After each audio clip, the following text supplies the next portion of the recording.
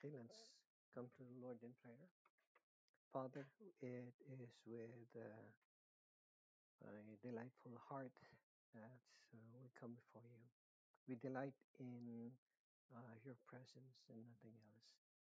We can be in another place doing something else, but because of your calling and because of your desire to change us, this is why we are here right now together as a church, as a gathering of believers. We ask, oh Lord, continue to guide us, continue to lead us, and keep us safe away from harm.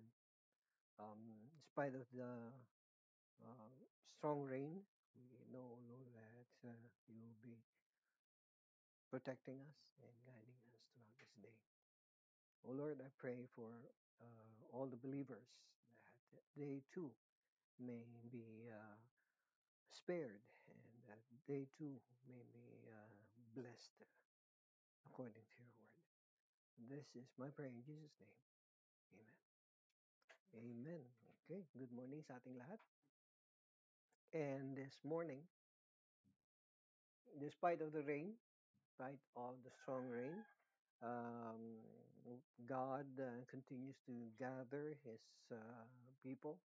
Now, don't be guilty kung hindi ka makapunta ng church uh, doon sa gathering.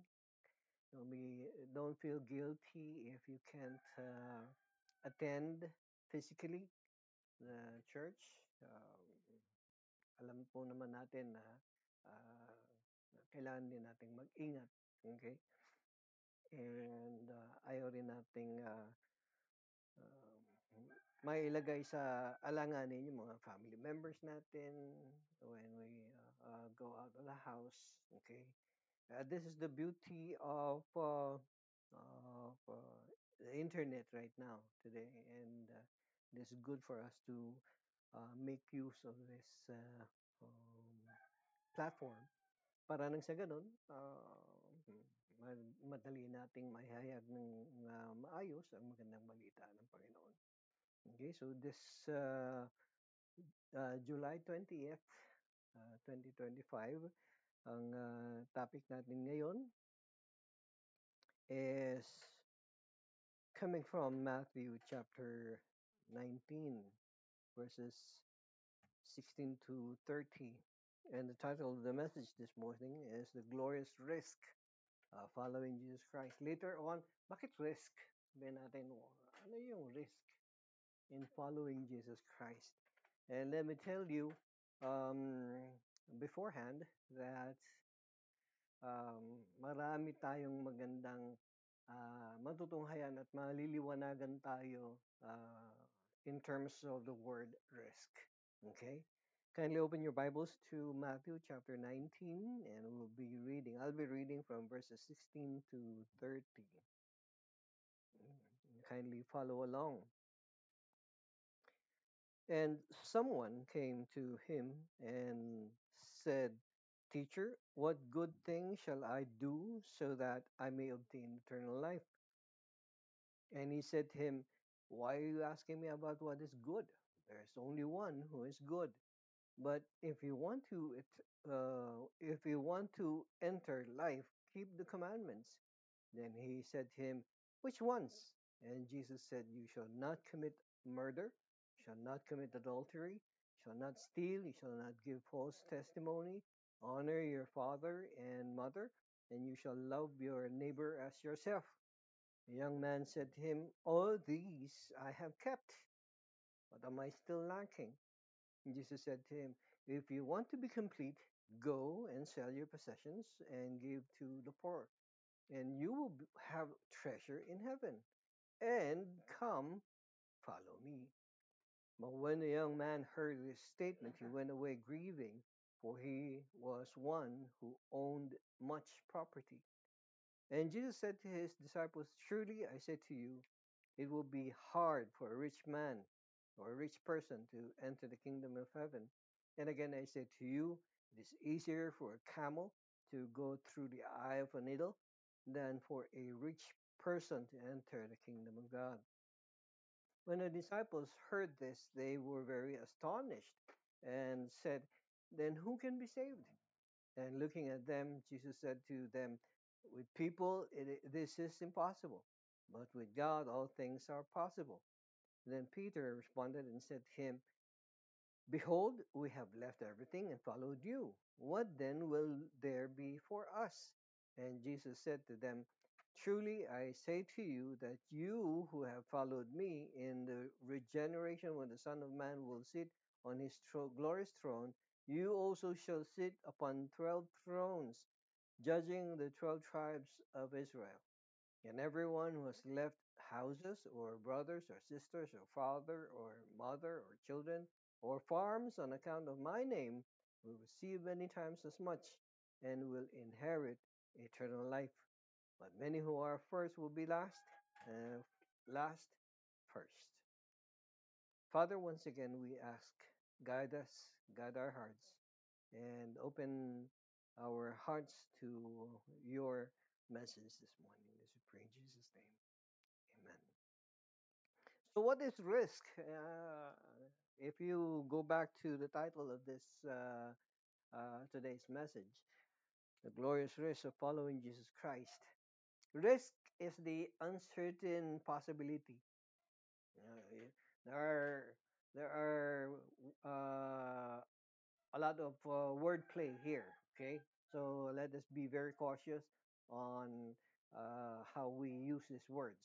Okay, I'll be explaining this thoroughly, hopefully. Okay, so risk is the uncertain possibility of an ill effect happening when an activity is taken. So risk is something to do with you're taking a risk on doing something. Okay, and when you say you're taking a risk, you know that it might happen. A bad thing might happen. Okay, or not. Okay, so yun yung risk natin. Like for example, some of you, despite of the rain, heavy rain, what happened? You risk your safety by coming out of your house, di ba? Coming out of your house and then coming to church. Yun yung risk. Uh, Kasi ang risk dito, like for example, you're risking kasi maybe, just maybe, along the way, baka, mabalahura yung sasakyan, maflatan, and so on and so forth, magkasakit, okay? Kasi umuulan nga, di ba? Yun yung risk. But, so far so good, di ba? Wala pang nangyaring masama sa atin, di ba? So, but you are taking risk. It's also the same when you say you want to take a risk on venturing into a business, di ba? And the risk is what? What is the risk? When you venture, walang pera? Mawalan ng pera. Oo, pwede. Mawalan pera or what else?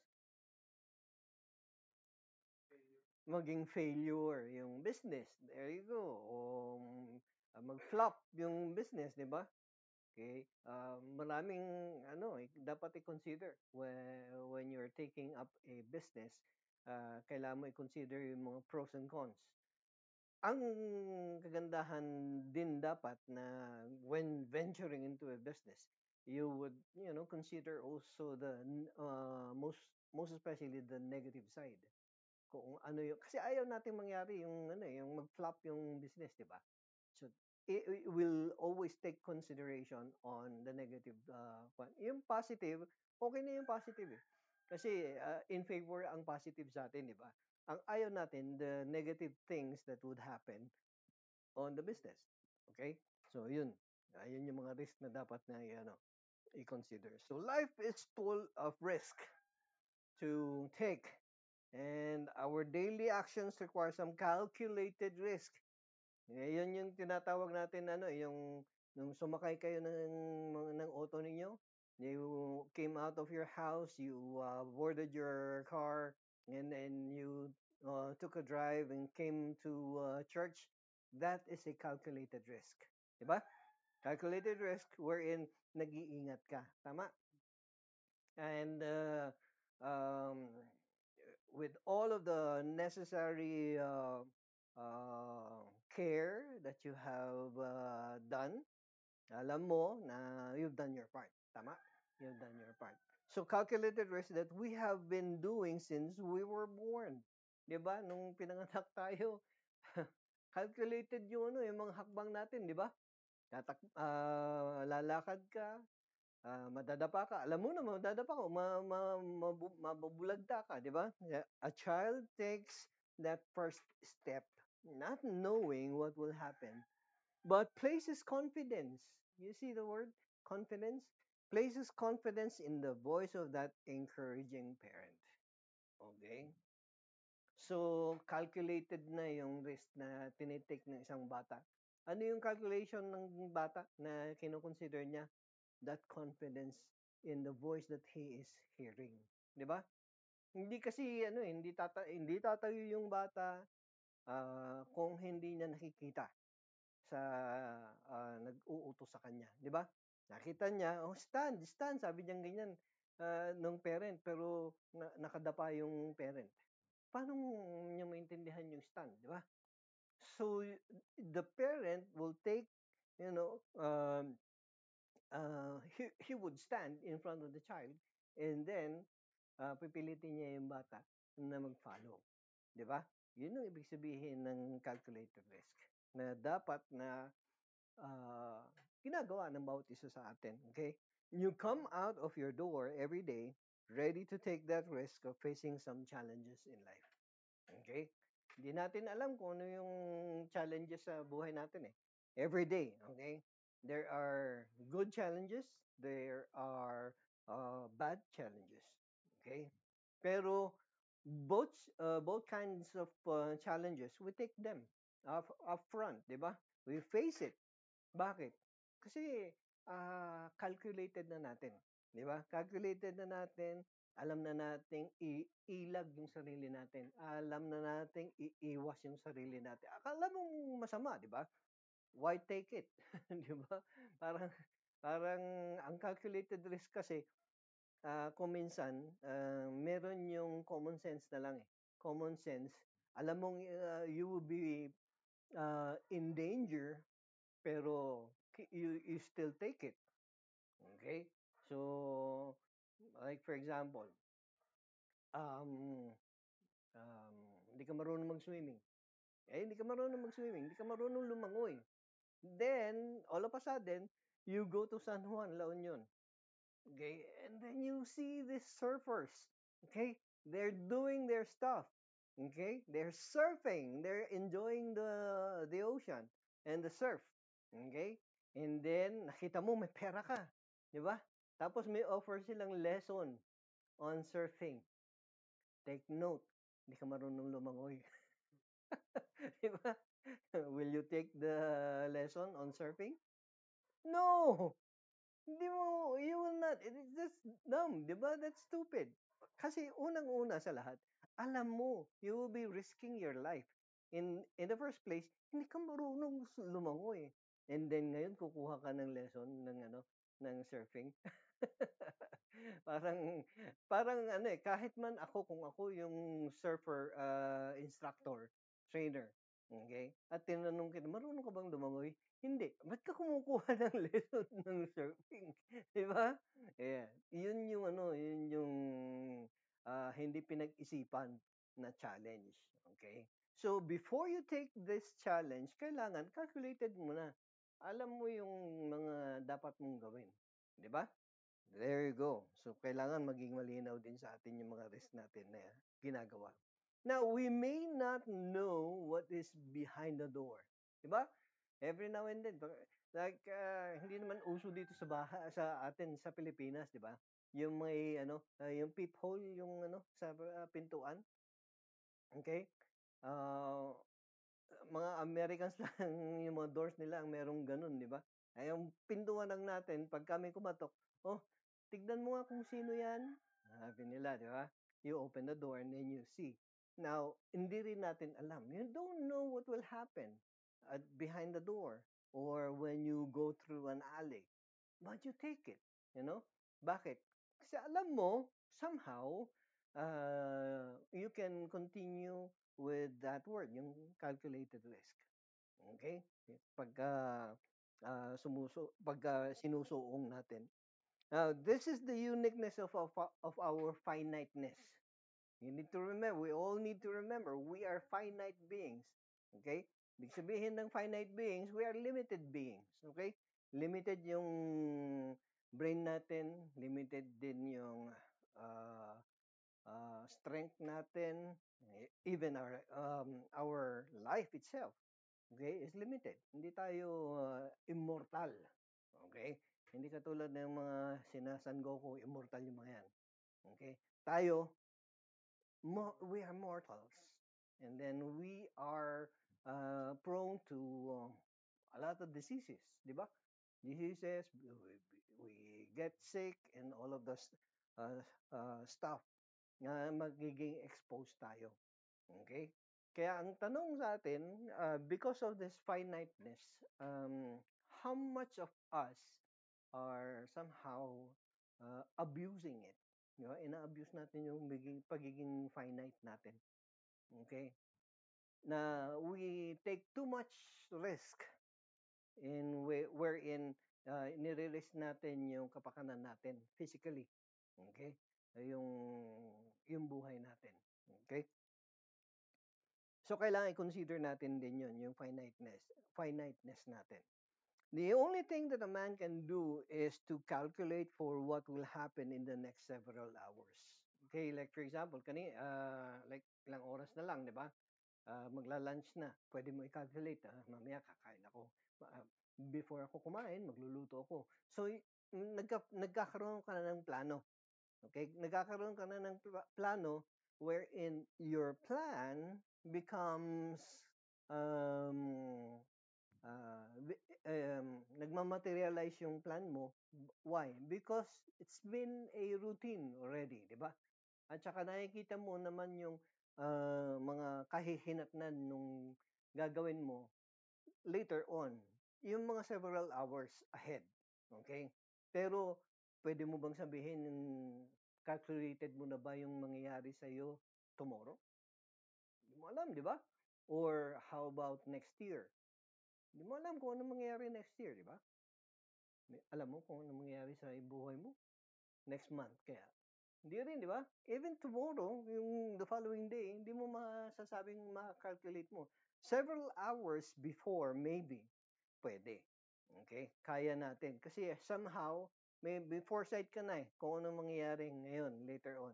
Pero, you need to understand na yung nakikita mo is a calculation only on a perceived instance.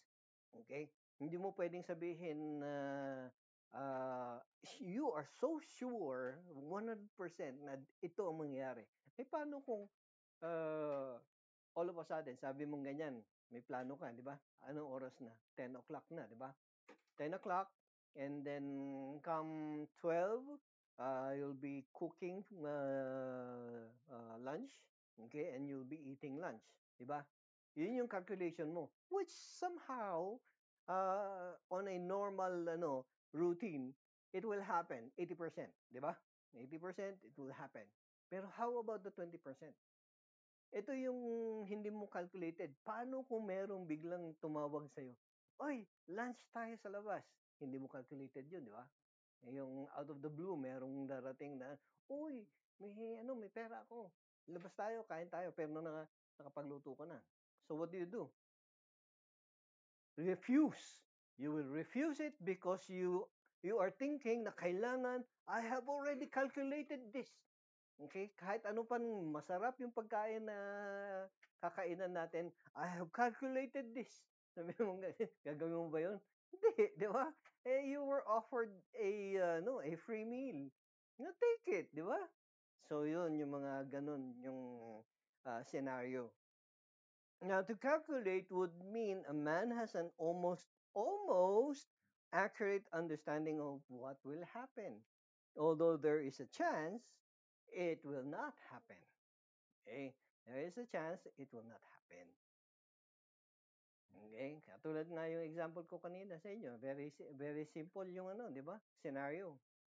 Calculated mo na, may pagkain ka ng nakahanda, and then later on, may nag-invite.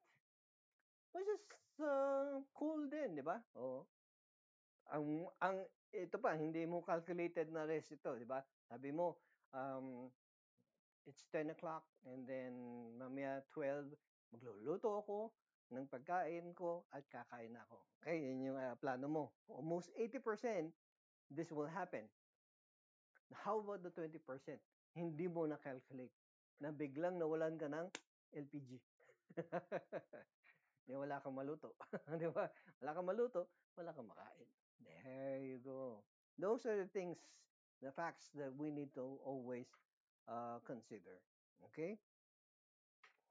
Sabi nga din niya dito, ang risk is the extra confidence we give to something we are not sure of. That is a risk. Okay? You are risking, and when you are risking, you are somehow practicing the word confidence. Okay? Kasi doon mo pa dadalhin ngayon yung ano, yung will I risk myself, my safety going out of the house? It's raining very hard, right? Pero anong gagawin mo? You still go out having the confidence na hindi ka magkakasakit, hindi ka mababasa, because maybe siguro nag-vitamins ka or may dala kang malaking payong, yung mga beach umbrella, yun ang dala mo. Hindi ka talaga mababasa doon, di ba? Depende na lang kung tangayin niya ng ng hangin, ng malakas na hangin, kasama ka. Okay? Okay? Yeah. So, yun yung calculated risk. Nagkakaroon ka ng confidence ngayon because of the things that you have done so far. Like for example, sabi mo, pag lumabas ako, nagkakasakit ako kasi ulan. Pero, nag-vitamins ako. So, may confidence ako ngayon. Because of the vitamins that I took, there is a very slim chance na magkasakit ako. Kasi may vitamins akong kinuha. Then, I will protect myself by taking an umbrella with me. Okay? So, you have done these things. Yun yung confidence. Okay? It's also the same with the Word of God. It is also the same with God. Later on, I will look into that also. So, in other words, this confidence that we're doing is a leap of faith. A leap of faith. Okay? You're taking faith on something, on your confidence. Confidence is like faith also, di ba? Yung nagkakaroon ka ng faith na magpatuloy, to move forward, okay? Not knowing what will happen, okay? So it's all about taking a risk. Taking a risk. God wants us to risk everything on His Son so that we may gain far more than we have ever bargained for. Kasi akala ng iba, if I risk this, if I become born again, what will I lose? And what will I gain? Di ba? Yung mga ganun eh. Di ba? Pero, again, it has something to do with faith, confidence, putting yourself in the realm of faith, putting your trust, putting your confidence onto God. Kasi, you need to understand that when we follow Christ, anong sabi niya kanina dun sa binasa natin? Sa Matthew chapter 19. Let's go back to Matthew chapter 19. Anong sinabi ni Jesus Christ dito? Diba? Talagang medyo kakaiba, di ba? Kasi you will be risking. You'll be risking a lot of things. But those who have, sabi niya ngayon, if you wish to be complete and go and sell your possessions and give to the poor, and you will have treasure in heaven, and come follow me. Oh. And anong nangyari doon sa rich dude? Ha? Anong nangyari sa kanya? He was grieving.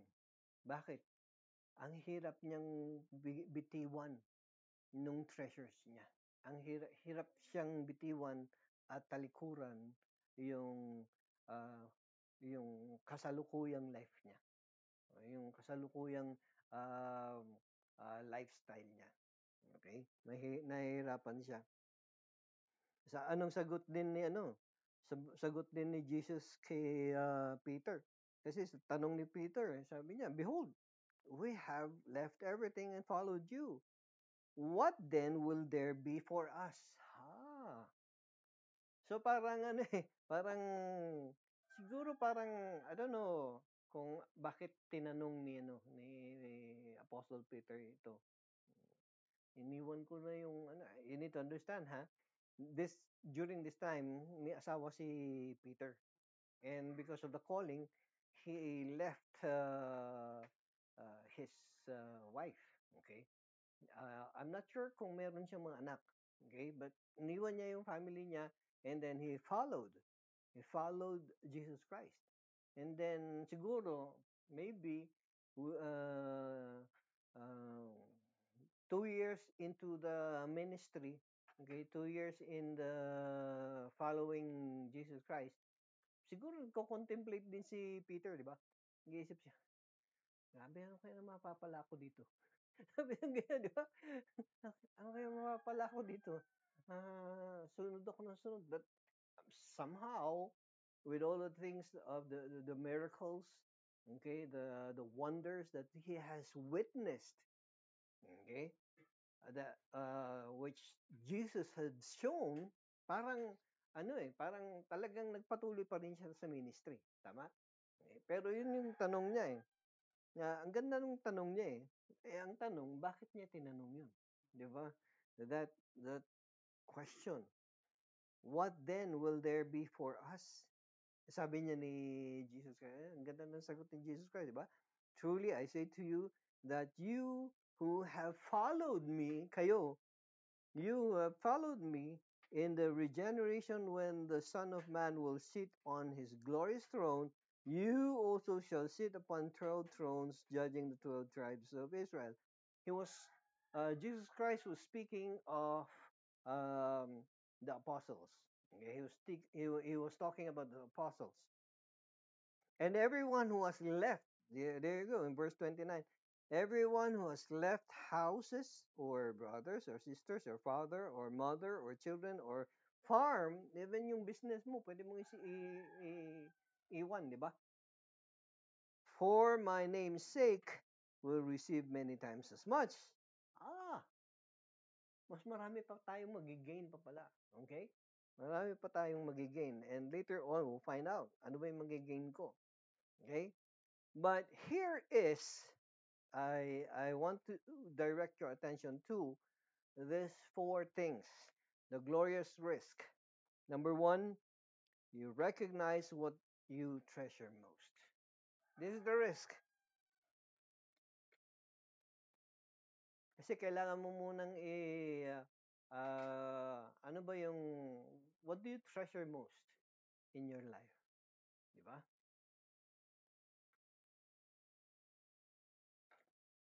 Kung ano yung tinetreasure mo, there is where your heart is. Di ba? Andun yung puso mo. Hindi lang yung puso mo, nandun yung attention mo sa kung saan tinetreasure mo. If you treasure your family, ang attention mo is focused on family. Kung ang attention mo ay nakatutok sa business, okay, that is your treasure. And kung ang buong buhay mo ay laging sa trabaho, lagi kang nasa trabaho, mas binibigyan mo ng importansya ang trabaho, that is your treasure. Okay? So we need to recognize kasi why going back to the passage, ano sabi dun sa passage? Sabi niya ni ni Jesus Christ, di ba? In verse 21, if you wish to be complete, go and sell your possessions and give to the poor, and and you will have treasure in heaven. Then come, follow me. Come, follow Jesus Christ. Once you have recognized kung ano yung treasure mo sa buhay, dito sa buhay na ito, this needs a deep contemplation. Okay? A deep way of looking into yourself. Okay? Kailangan i-recognize mo, ano ba yung pinahahalagahan kong masyado? Okay? And does this add value? Does this add value to my relationship with Jesus Christ? Kasi baka, which is true, this is true. Pwedeng Kristiyano ka na sinasabi mo, pwedeng sinasabi mo na born again ka, pero hanggang dun lang. Yung pagiging Kristiyano mo is at par with everything else in your life. Okay?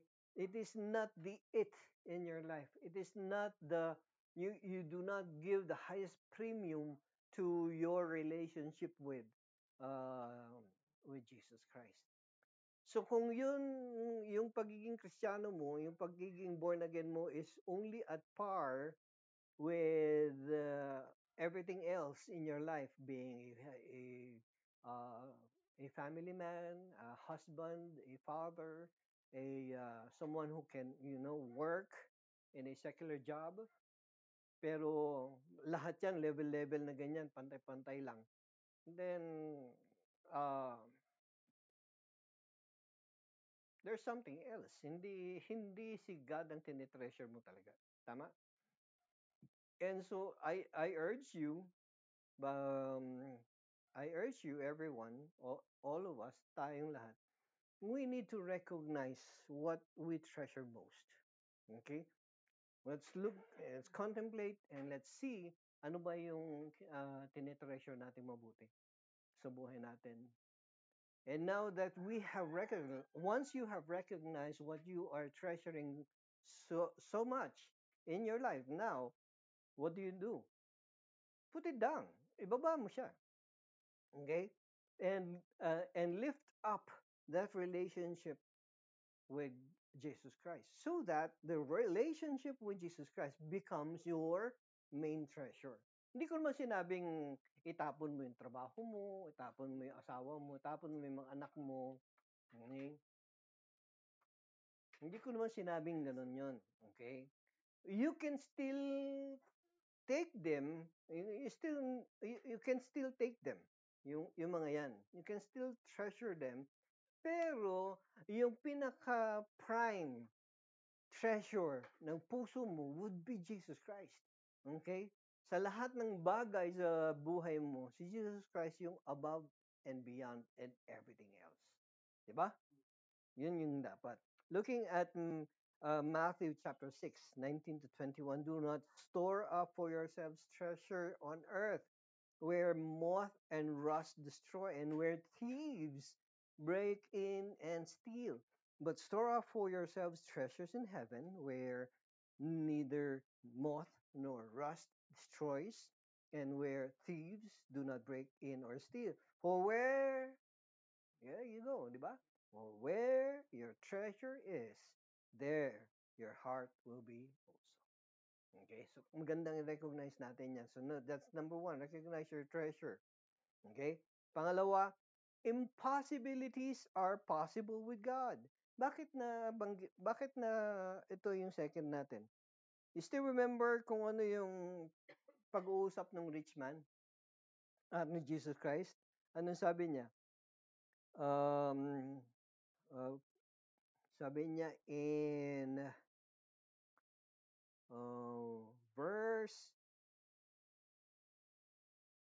26, and looking at them, Jesus said to them, with people, with you and me, this is impossible. Ano ba yung imposible?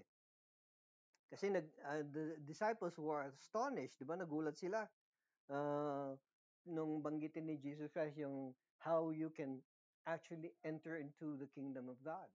Okay? Pero ang sabi ni Jesus Christ, it would be very hard for a rich person, di ba? It will be very hard for a rich person to enter the kingdom of God. Why? Because you're rich.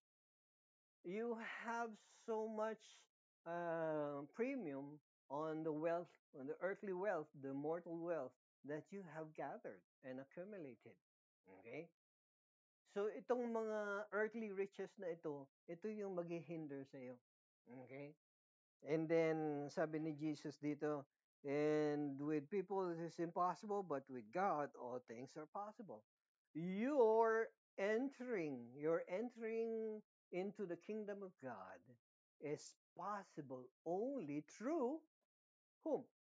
Through Jesus Christ, through God. Okay? Yun lang ang magiging posible. At paano magiging posible yun? Ibig sabihin, you need to follow Jesus Christ. And when you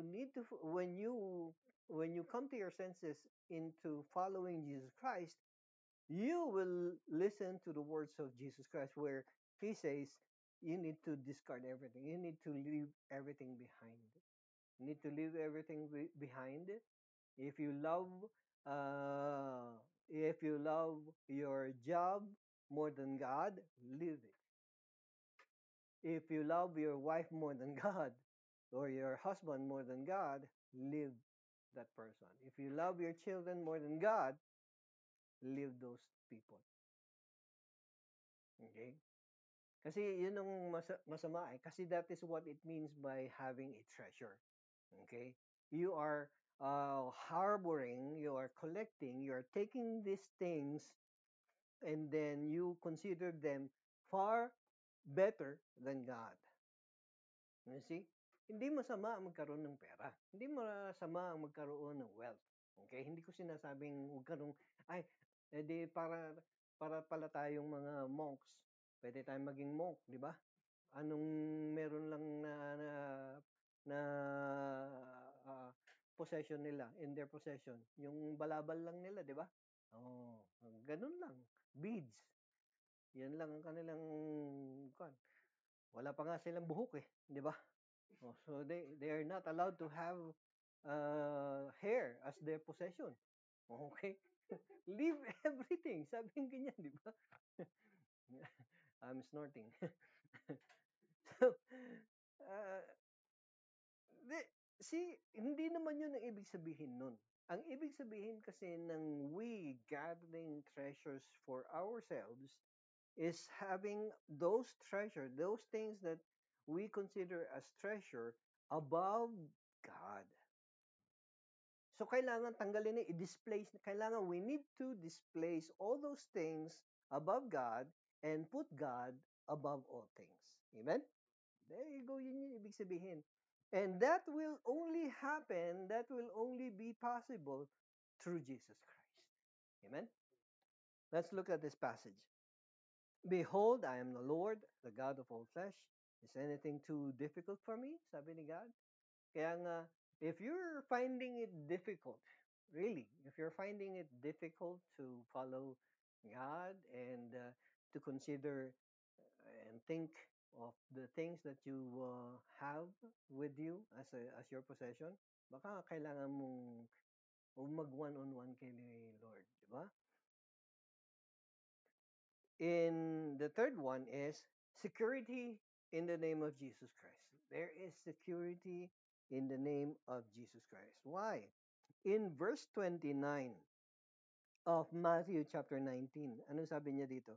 And everyone who has left houses or brothers or sisters or father or mother or children or farms for my name's sake, for my name's sake, will receive many times as much and will inherit eternal life. So, ibig sabihin, you're leaving everything behind because of Jesus Christ. Okay? If you find you are secure, yeah, you find security in your wealth, you need to understand that Jesus Christ is far more uh, of a security than any treasure here on earth.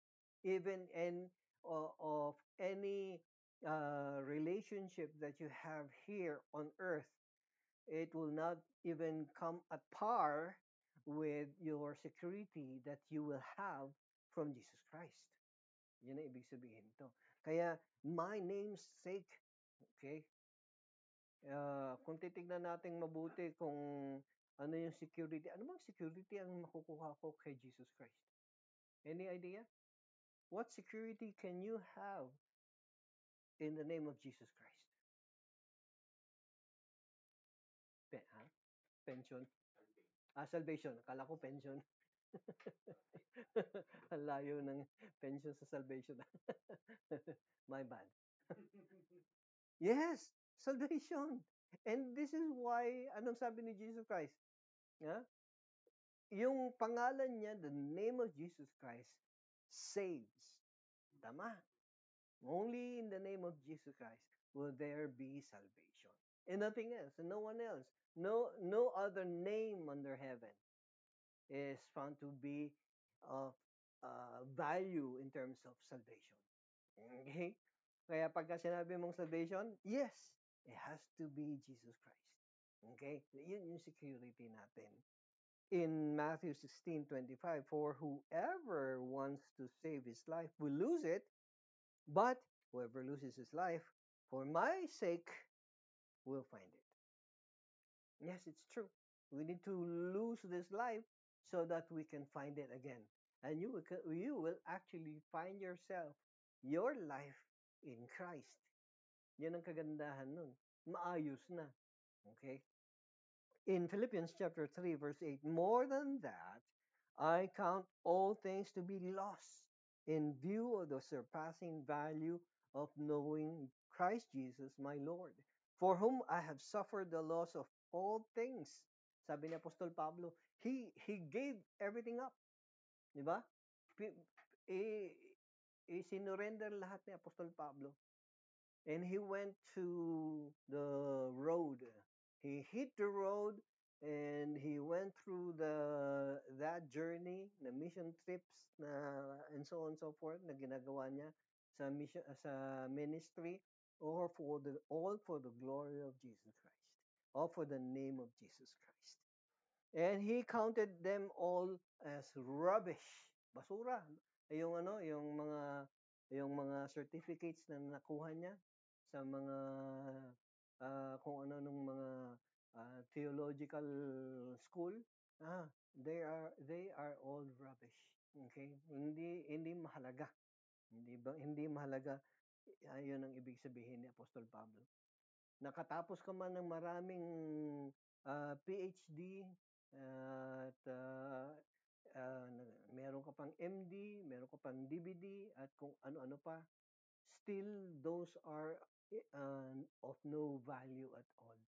As long as you have gained Jesus Christ, i-gain natin si Jesus Christ sa buhay natin. So ano yung kuha na natin?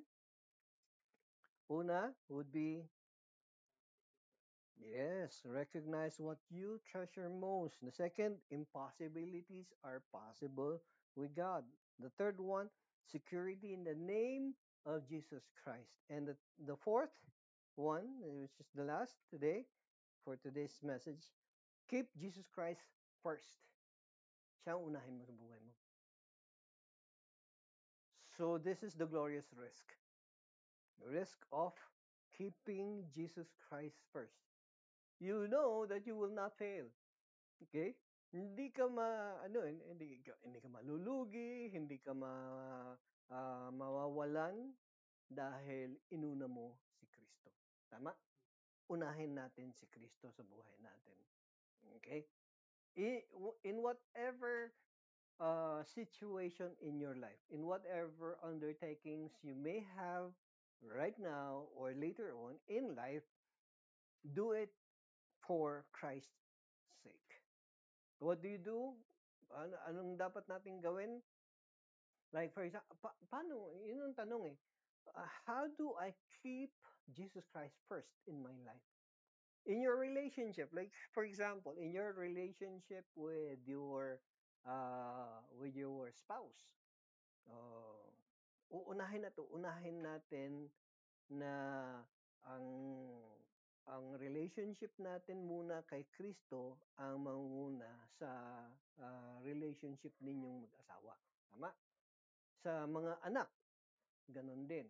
You know, you can talk about a lot of things, basketball, volleyball, ping pong, all sorts of those kinds of hobbies maybe, or work or jobs, siguro. Pero it's really, it is really a joy for me as a father. It is really a joy for me to discuss things, spiritual things with my boys. Okay? Lalo-lalo kung yung may deep conversation kami regarding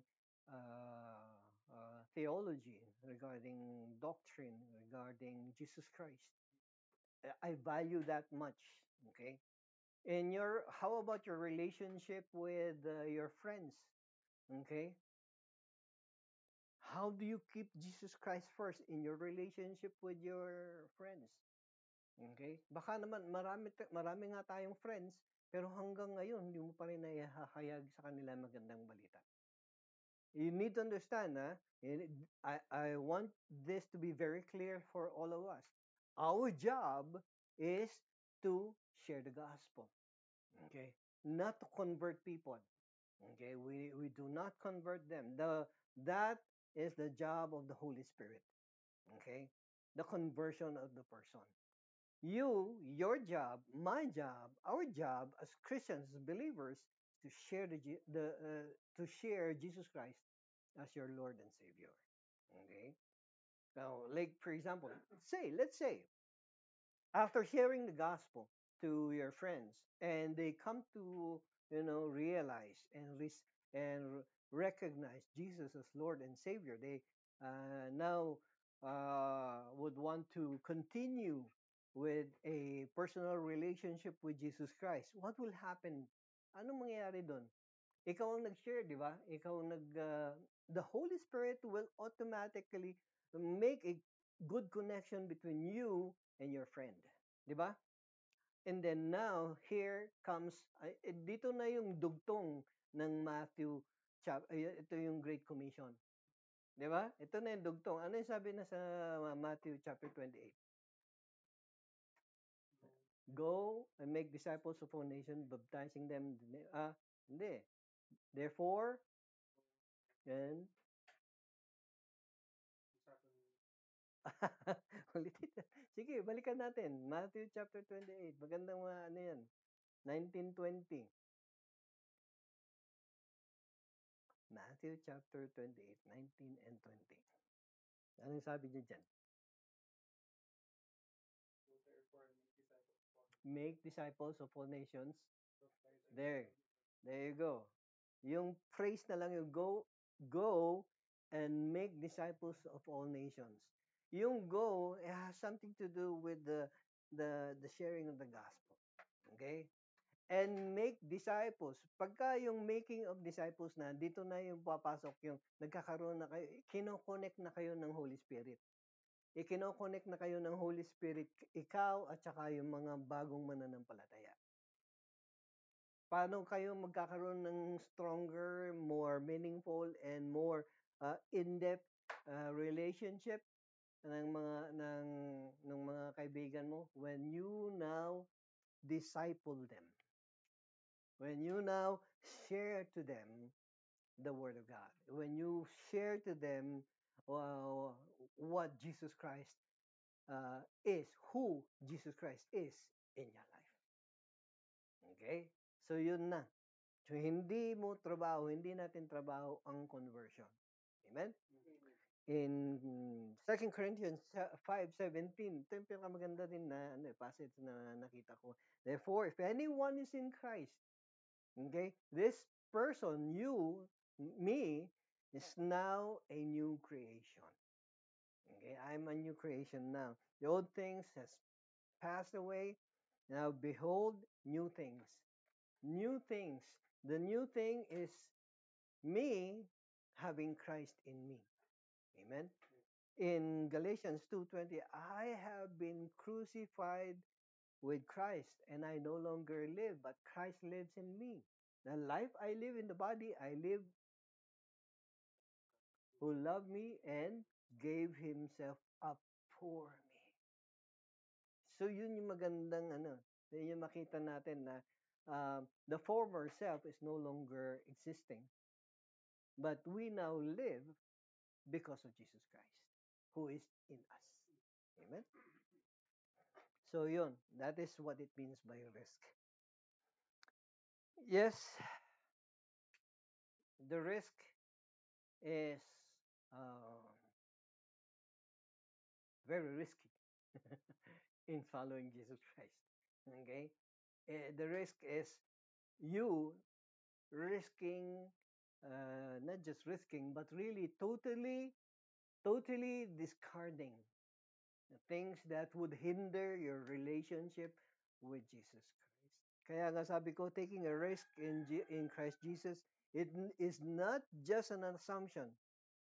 Hindi lang siya assumption that may or may not happen. Jesus Christ promised and it will happen. Okay? So, kung paano na yung security ko, paano na kung I will follow Jesus Christ, what will happen to me? What will happen to you? You will be changed. You will be changed for the glory of God. Hallelujah. That is beautiful. Now put your faith in Jesus Christ, who is faithful to his promises to the end. And marami pang promises si Jesus Christ na binitiwan na later on will happen.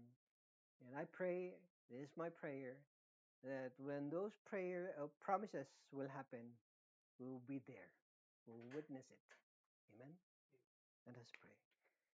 Holy Father, it is truly our great joy to have heard once again your message this morning.